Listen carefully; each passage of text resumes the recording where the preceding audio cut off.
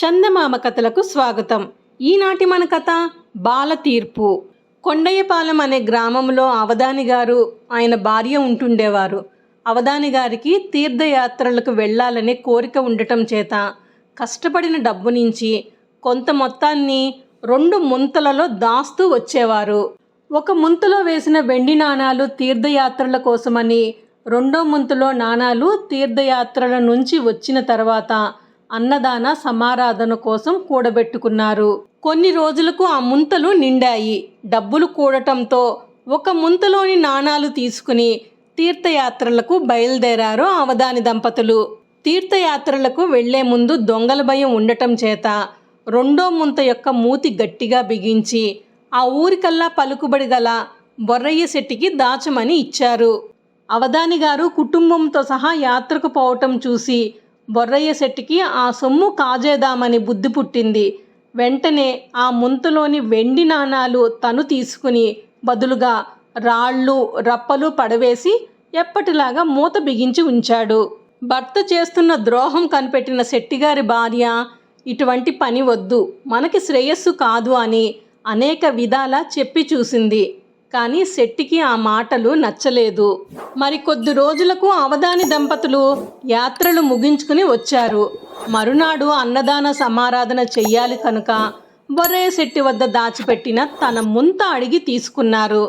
కానీ తీరా మూత తీసి చూసుకోగా వెండి నాణాలకు బదులు రాళ్ళు రప్పలు ఉండే వరకు ఆయన గోల పెడుతూ శెట్టిగారిని అడుగగా, నాకేం తెలుసు, నువ్వు ఎలా ఇచ్చావో తిరిగి నేను అలానే ఇచ్చాను అని సమాధానం చెప్పేసరికి అవధానుల వారు పోయి గ్రామాధికారి వద్ద ఫిర్యాదు చేశారు.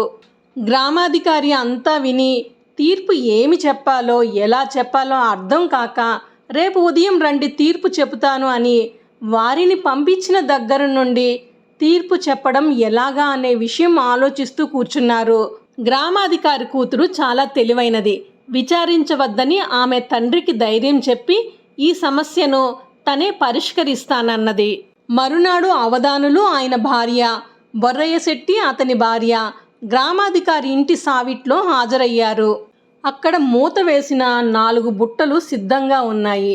తన కూతురు సలహా ప్రకారం గ్రామాధికారి బుట్టలలో 2 అవధానుల దంపతుల నెత్తి మీదకు, తక్కిన 2 బొర్రయ్య శెట్టి దంపతుల నెత్తి మీదకు పనివాళ్లతో ఎత్తించాడు. మీరు నలుగురు ఈ బుట్టలు మోసుకుని తూర్పు దిక్కున కనపడే పెద్ద మర్రి చెట్టు వరకు ఒక జంట, పడమటి దిక్కున కనిపిస్తున్న వేప చెట్టు దగ్గరికి ఒక జంట పోయి రండి. మీరు తిరిగి వచ్చాక తీర్పు చెప్తానంటూ గ్రామాధికారి చెప్పే వరకు వాళ్ళు ఆ ప్రకారమే నెత్తిన బుట్టలు ఎత్తుకొని వారు పోతూ ఎవళ్ళ తప్పును గురించి వాళ్ళు ప్రసంగించుకోసాగారు. చెబితే విన్నారు కాదు కదా, పాపం ఆ బ్రాహ్మణుడిని దగా చేశారు అన్నది శెట్టిగారి భార్య. నేనే ఆ డబ్బు తీసుకున్నానని సాక్ష్యం ఏమైనా ఉందా? ఒక్క నిమిషం కళ్ళు మూసుకో, ఇంటికి పోదామన్నాడు శెట్టిగారు. ఇక అవధాని భార్య, మనము డబ్బు ఇంట్లో పెట్టుకుని వెళితే పోయేది, అనవసరంగా ఆ శెట్టిగారికి ఇచ్చాము, అటు డబ్బు పోయే ఇటు శని పట్టే అనే చందంగా నెత్తిన ఈ బరువు ఒకటి అని అసహనంగా మాట్లాడింది. అంత పూర్వజన్మ ఫలం అన్నారు అవధాని. నలుగురు చెట్టు దగ్గరికి వెళ్ళి తిరిగి గ్రామాధికారి వద్దకు వచ్చి వారి వారి బుట్టలు కింద పెట్టారు. ఆయన కూతురు వచ్చి ఆ బుట్టలు మూతలు తీసే వరకు నలుగురు పిల్లలు కాగితాలు చేత పట్టుకుని బిలబిలమంటూ బయటకు వచ్చారు. కాగితాల మీద వాళ్ళు అనుకున్న మాటలన్నీ స్పష్టంగా వ్రాసి ఉన్నాయి. అప్పుడు గ్రామాధికారికి నిజానిజాలు సులువుగా తెలిసిపోయాయి.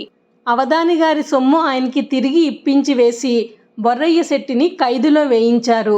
కూతురు తెలివి వలన గ్రామాధికారి ఇంత చక్కటి తీర్పు చెప్పగలిగారు. అలా వెళ్లే ముందు ఛానల్ని సబ్స్క్రైబ్ చేయండి. నోటిఫికేషన్స్ కోసం బెల్ ఐకాన్ని క్లిక్ చేయండి. వీడియోని లైక్ అండ్ షేర్ చేయండి. మరిన్ని చందమామ కథల కోసం చందమామ కథలు ప్లేలిస్ట్ని విజిట్ చేయండి.